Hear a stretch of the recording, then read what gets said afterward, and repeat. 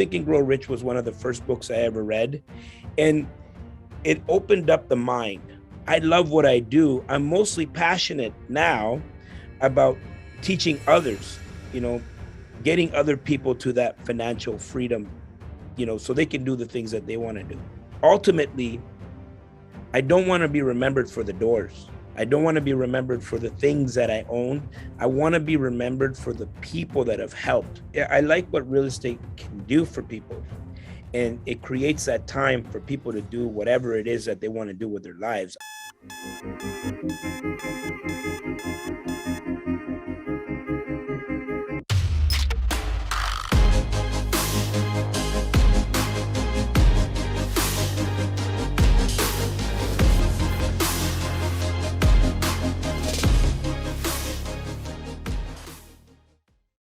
Hello, and welcome back to the Very Real Estate Effect podcast, a show dedicated to real estate investing right here in Quebec. And yet today we're talking to someone outside of Quebec, but we're going to talk to him because he's quite the real estate investor. So hi, Alfonso, how are you doing? Hey, I love the Belle Provence. Quebec is where it's at. It is. It is. And it's funny you say that because yesterday I was in Ottawa at a networking event, and quite a few people told me like, oh, I'd be scared to invest in Quebec because the laws and this and that. And I'm like, I don't see how it's any different than the rest of Canada. I mean, it's mindset, right? Exactly. It's bad wherever, we look at Alberta and we're like, oh man, those landlord tenant rules are good. But go talk to people in Alberta that have been burnt. You know what I mean? Yeah. You can move all across the world and you're going to find one guy that's going to be nasty, right? And so there's always going to be someone, and you just got to operate within the rules. And I mean, people are making money in Montreal. Exactly. I went there, I seen buildings and things going on. So there's money to be made everywhere, all over the world. Everywhere almost on any type of property. Okay, but before we go into it, I just want to remind everyone, thank you for your support in listening. Please subscribe to the show, share it with a friend, send us some feedback, some comments, and if you have ideas and suggestions for people who could be on the show as wonderful guests to share their story, please reach out and let me know. So hey, it's a must. You have to subscribe. You have to subscribe. Thank you for insisting on that, Alfonso. It's a must. Right. It's a must, right? Because think about what you're doing and the value you're bringing to the world. And the subscription, how much does it cost? Nothing. It's free. Nothing. Free to subscribe and have access to mine, like all these different mines and real estate investing, education. Mm-hmm. I mean, it's worth millions. Yeah. Millions. And as a real estate investor, when I was doing some of our first deal, I did some of the renovation, and I've listened to hundreds of podcast episodes when I was working, and I've learned so much. Like I joke with friends saying that I earned a master's degree in real estate just by listening to podcasts. And it's kind of true. And you know what? And I still listen. I still, I'm like people who consider me to be an expert. I've been doing this for 23 years. 23 years, and I'm still listening. I'm still learning. The second you stop learning, that's the second you start dying. Decaying. Absolutely. Yeah. So actually, let's dive a little bit into your story here. I'd love to take like a couple minutes to know a little bit more about you, how you started 23 years ago, and then kind of where you're at now, and then a few goodies and surprises for after. So you started 23 years ago. What the hell took you to start investing in real estate? Well, actually, it goes even further than that. So I came from El Salvador. Yeah. So I was born in El Salvador. Civil War at that time in the 70s. My mom was involved in some, she was a journalist and she was reporting. Eventually, she got shut down by the government, and we had to come to Canada, right? And it was a pretty big story at the time. We landed in Montreal.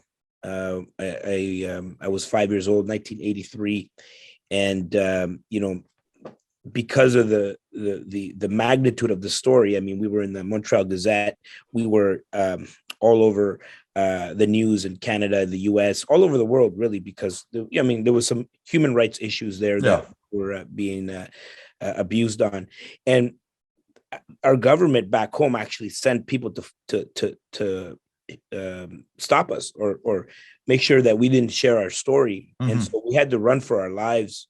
And I was only here for a very short period of time, about 9 months, until we fled back to Latin America. Okay. So we moved to Nicaragua, Mhm. which at the time was a communist country, and being supported by Russia. Okay. For whatever reason, Russia ran out of funding.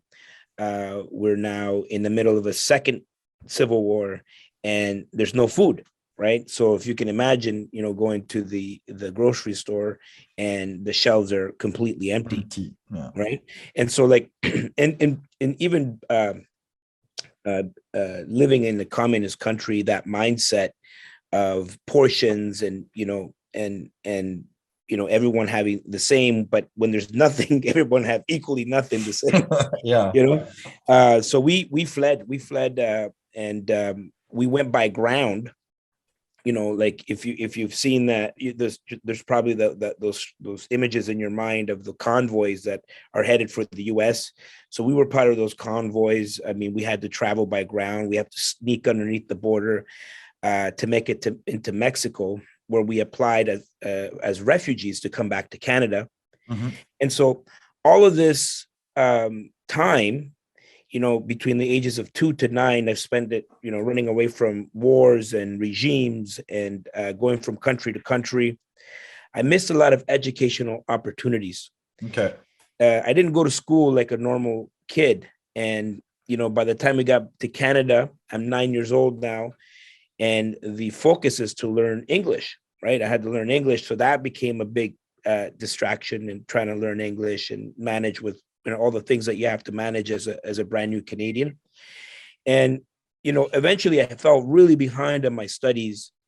And, ultimately I became extremely frustrated with school altogether. And at 15, I left home, I left school, and I was completely on my own and living on the streets.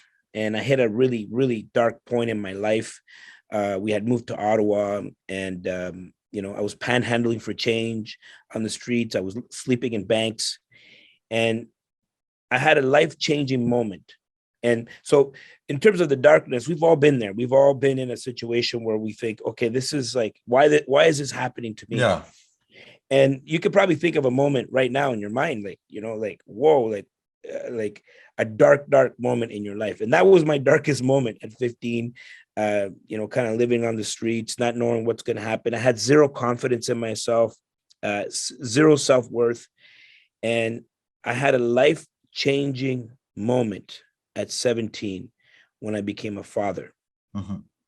And when they put that little girl in my arms, everything changed for me. I started taking responsibility over my life. I didn't have a father. My father ran away during the war. And I always thought, like, whoa, how can you leave your son behind? Yeah. And so I wanted to step up to the plate. No choice. Mm-hmm. And so this little girl, I named her Talia. She was like my guardian angel. And it gave me purpose. And for the first time in my life, I had something to fight for, Yeah. And so I quickly went back to school. I got a job, $5 an hour. That's what they were paying back then. That was minimum wage. Hated the job, but had to do it. And I started a small business from my locker in high school. I was selling T-shirts and jeans and mixtapes from my locker. 17. By the time I was 19, I turned it into a physical location. By the time I was 21, I had locations all across Canada, and I became this like serial entrepreneur. And I was so in love with having control over my time. Mm-hmm. And think about it, I'm 21 years old. The problem was, even though I had a really successful nationwide business, stores all across Canada, I had no financial education. Yeah. My growing up back home, all my mom could ever tell me is, Alfonso, the best thing you're ever going to do for your life is get a university degree And get a job. and get a job, right? Yeah. And so there was no financial education, even though my mom taught me amazing things and, about integrity, values. Hmm. I had no financial education. So at 21, when I'm making all this money, it was coming in and it was going out, and it's the equivalent of someone winning the lottery, Yeah. of some NHL player, or a Yeah. basketball player, or a singer, or, Yeah. that Who does makes some. who makes 2 million a year and who spends 2 million a year. Exactly. Yeah. And so that's exactly what was going on. Shortly after 9/11, we got hit with a market correction at the time. Okay, so this is 2001, and it almost wiped me out. And the lesson that I got from that was, I better get my. Are we allowed to swear on this program? I better get my shit together. Yeah, that's okay. That's a good one. That's a good Yeah. one. That's a soft swear.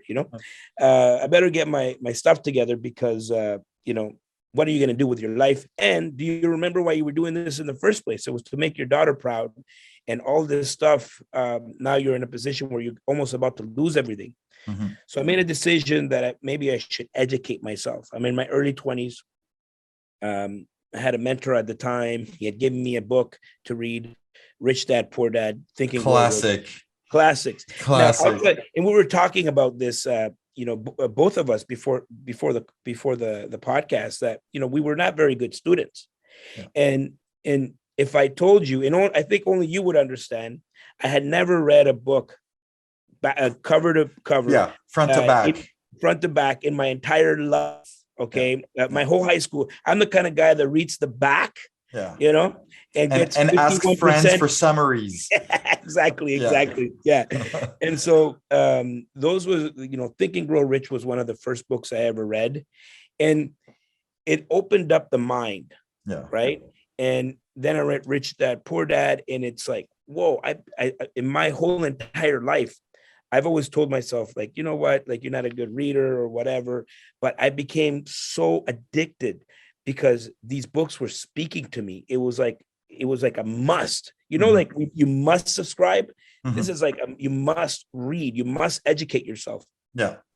And when I learned, because sorry, but like, go ahead. As you're reading these books, and I'm thinking of like Rich Dad, Poor Dad in particular, like, it's very actionable. You read this and it's like he almost lays down a recipe for you where you're like, oh my God, I don't need to be intelligent. I just need to follow the instructions. That's it. And for me, growing up, thinking the only way you could do this is a university degree, and reading Rich Dad, Poor Dad, and realizing Robert Kiyosaki's Poor Dad is my mom. Mm-hmm. Right?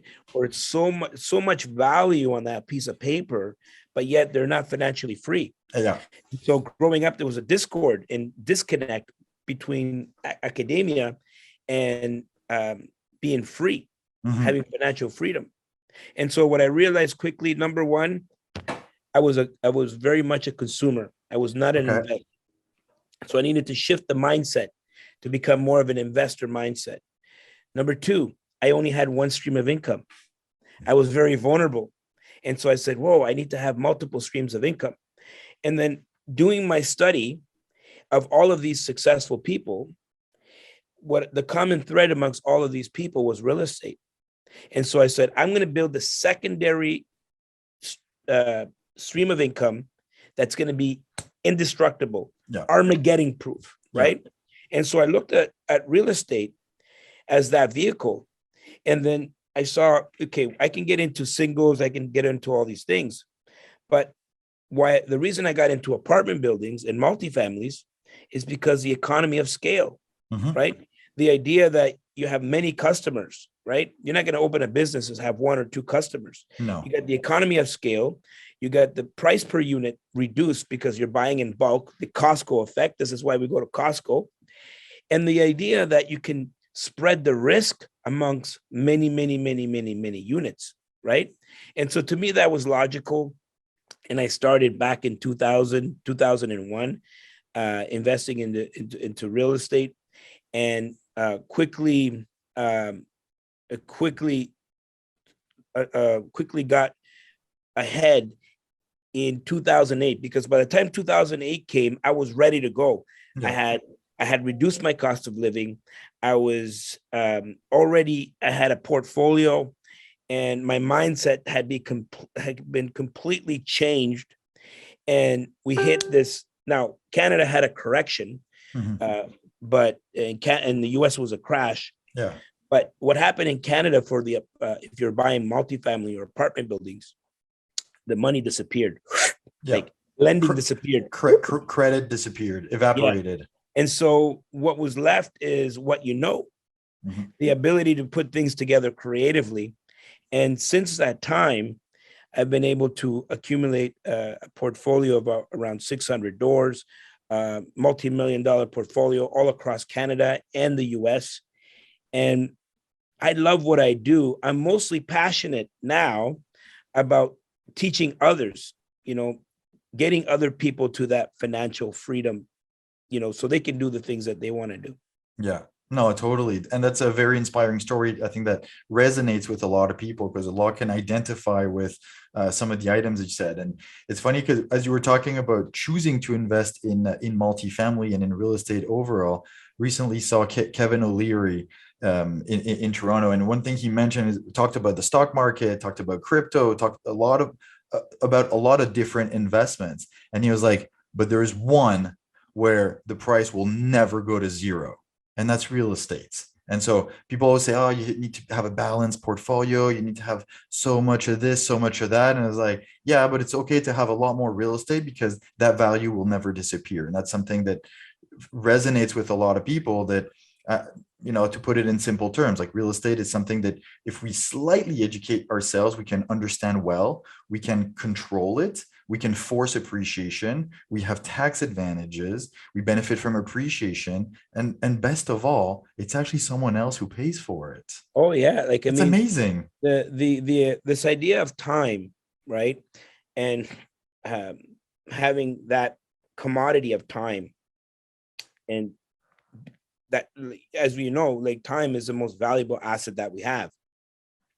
Every other commodity in life, there's an abundance of Mhm. money, air, water, food. I mean, everything there's an abundance of, except for this one finite commodity, which is time. Yeah. Once time is gone, it's gone. You can't buy it back.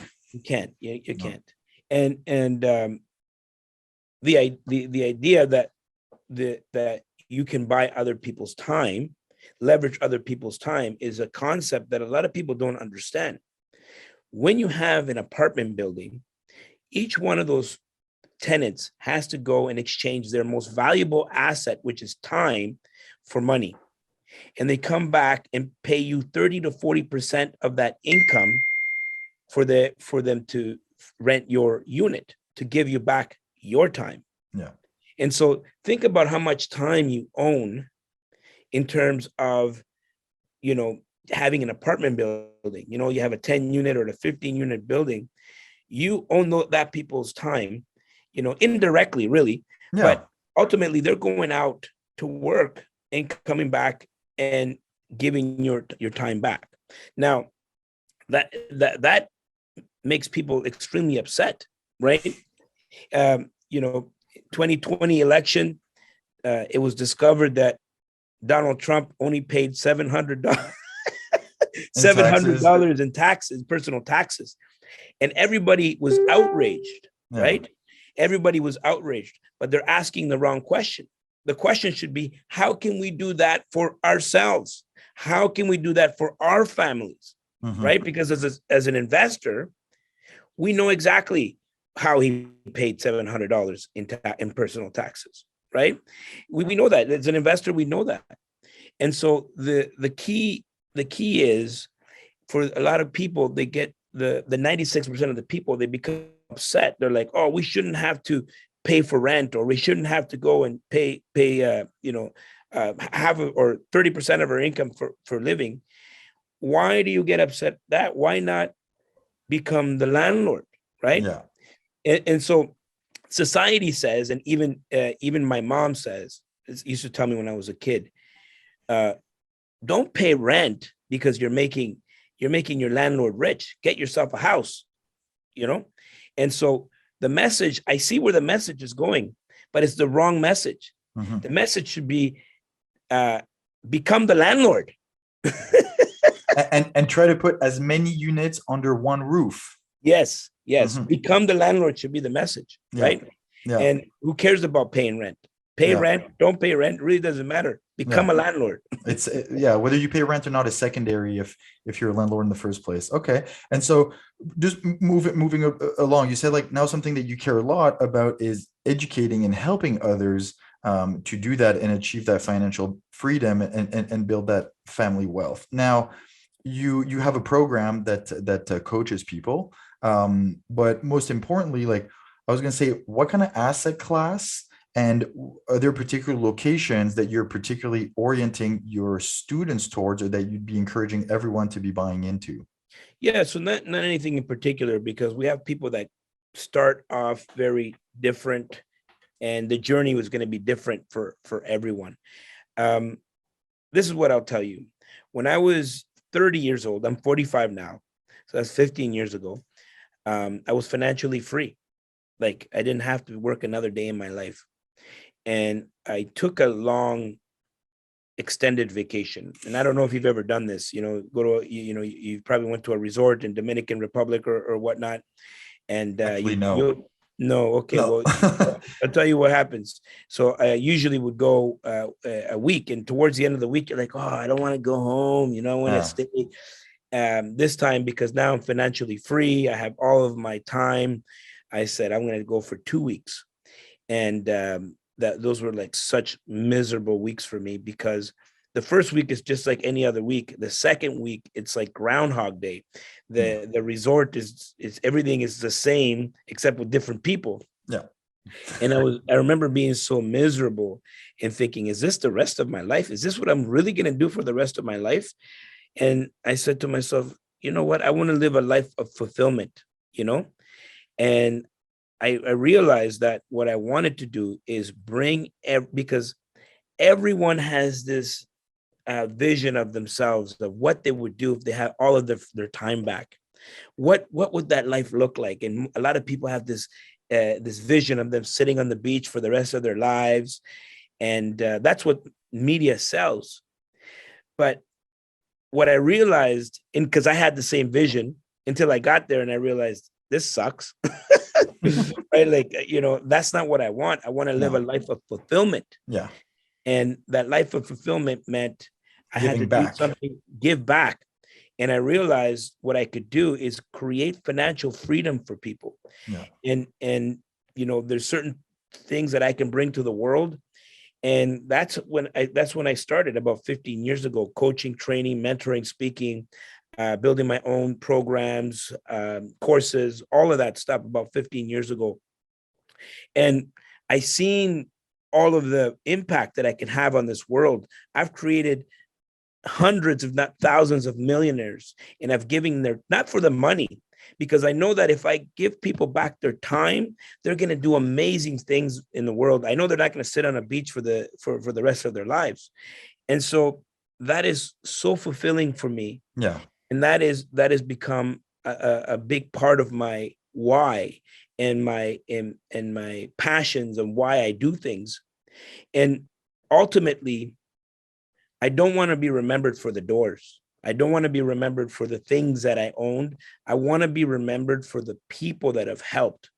And that is in my core, right? Yeah. That's what I do. So, I can take someone from any walk of life, and the objective is to compress time.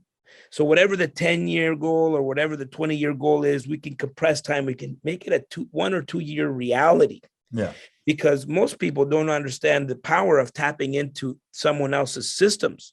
I've already done this. I've been doing this for 23 years. Like, no one has to reinvent the wheel. No. And it's funny, as I hear you say that, it's something that really resonates with me. And as you say, we talked a little bit about it before the podcast, is that part of the reason why I created the podcast is because our real estate investing had a huge impact on our lives with my wife and the kids and so on. And it was my way of trying to help as many people have confidence to start investing in real estate? Because yeah, it's a bit intimidating, but it's not that complicated. Let's be honest. You just need to have confidence, and you just need to educate yourself, and then you just need to take a slight risk. But when you say like, oh, I don't want to be remembered for the doors, but for the people that I've helped. Yeah, and my mother often reminds me, when you die, you don't take anything with you. What Yeah. stays is the impact that you've had in people's lives. And when people come to your funeral, they don't say he had 600 doors. Is remember that time when he shared that advice? That had such an impact for me. And that's what Yeah. matters. Is the people side, is the dent that we can make in the world, instead of the physical things that people see as the result of our effort of, oh, wow, he bought a 40 unit. At the end, no one cares about that. No one cares about that. No.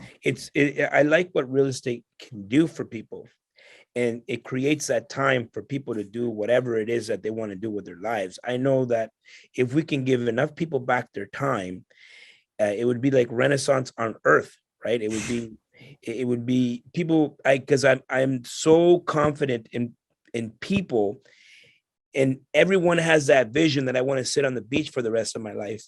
But I'm telling you, once they get there, they're going to be bored, and they're going Yeah. to want to have an impact on this world. A lot of people don't see themselves as having the ability to have an impact or a say or have a contribution, but everyone has that ability. Just no one has the time. Yeah. Yeah. And then real estate investing is really 80% mindset and 20% technical. So as long as you I can. would say 99% mindset. 99. Okay. Okay. I mean, You know, we as much as we slightly disagree on the proportion, the principle stays the same. yeah.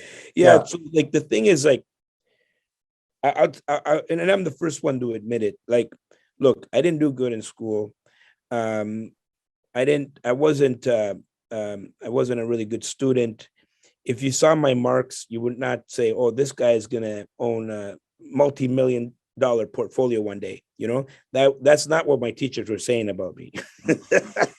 You just but proved them wrong. but you know, my ability comes from leadership, Mhm. and if you want to become if you want to build a big portfolio, if you want to do anything in your life, you have to study leadership. And a lot of it is mindset, leadership, and people. The gap between where you are and where you want to go is always people, right? Most people say, well, you know what? I don't want to have to hire people. I don't want to have to work with people or whatever. But that's the only way to expand, right? Yeah. Right. And you're gonna have to work with people, and a lot of people think that it's a lot. You have to be the owner of all the information.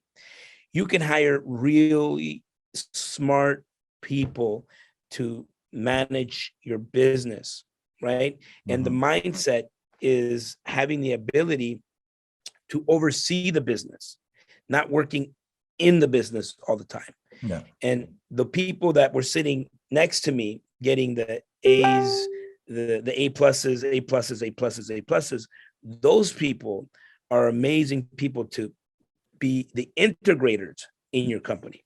Yeah. But those aren't necessarily the people who have the vision. They've They been don't need, trained to think in a certain way.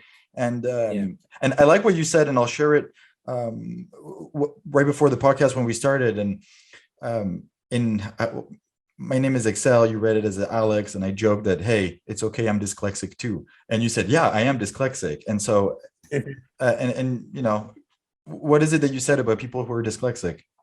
yeah. So there right now, so LinkedIn has a feature where it talks about you can identify certain skills Mhm. like troubleshooting or problem solver. So those are like very specific skill sets that people have. Dyslexic thinking now has been added to those skill sets. So when you're looking for and when an employer is looking for an employee and they see, oh, dyslexic thinking, what does that mean? They can go and look it up, and even in the dictionary, they can include that as a skill. Mhm. It's a very special skill set, right? And it's a very different way of thinking in terms of having that bigger picture, right? So being dyslexic means I don't focus on small details. I focus on high level You. a high level view of whatever it is that I'm looking at. Mm-hmm. And so that really makes me a better leader, right? Because I need people.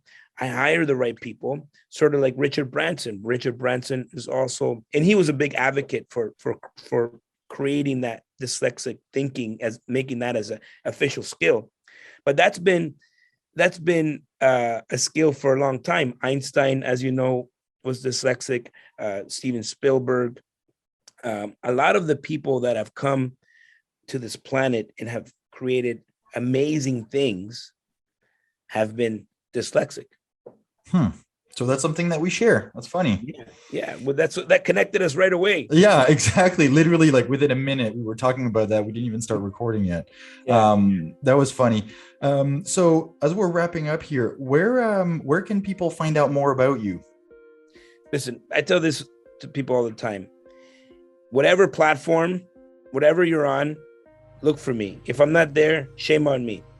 I'm on TikTok. The best place, and I would say the best place to start would be on my YouTube channel. You can subscribe to your channel and your channel. In my channel, find me. Just go Alfonso Cuadra on the search. You'll find my channel. Subscribe. I have about 800 videos, and if anything I say there resonates with you, you can reach out. Okay. That's good to know, and that's pretty straightforward. So, hey, Alfonso, thank you very much. It's been a really fun conversation, and I like how all this is technically about real estate, but we mostly talked about your story and mindset and how people see the world and how much of a difference it makes. So, thank you. It's really appreciated. Listen, you have an incredible platform here. Congratulations, and it was an honor being here with you. Well, thank you very much, Alfonso. It means a lot. And for everyone listening, I hope you took in a lot of what was shared with you today. And most importantly is how you take action. We all know people who say they want to start investing in real estate for years, and yet they've never done a thing, never done a visit, never done an offer. Go and learn. Start by educating yourself, and then you can get into the action. So for that, take action, research your market, make some offers, and we'll talk to you next week. Thank you for watching. Don't forget to comment down below, subscribe, hit the bell to be notified the next time we're doing a video. And guess what? Like, share, dislike, I don't care! Let me see how that looks.